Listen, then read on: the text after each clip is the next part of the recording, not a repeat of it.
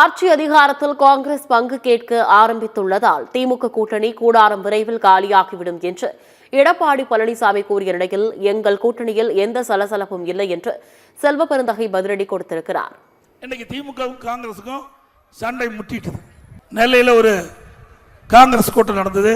தமிழ்நாட்டுடைய மேலிட பொறுப்பாளர் கிறிஸ் சோடங்கர் அவர் பேசுறாரு, இன்றைக்கு அடுத்த ஆண்டு நடைபெற்ற சட்டமன்ற பொதுத் தேர்தலில் பாதிக்கு பாதி சீட்டு எங்களுக்கு வேணுங்கிறார்.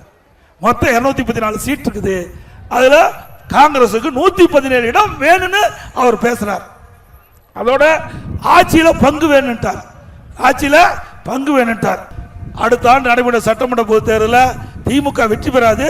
அப்படி வெற்றி பெற்றா எங்கள் எல்லாம் ஆட்சியில பங்கு வேணும்னு காங்கிரஸ் கட்சியினுடைய சட்டமன்ற தலைவர் எம்எல்ஏ பேசியிருக்கார்.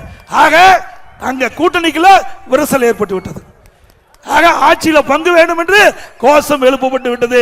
திமுக கூடாரம் காலியாக போகுது.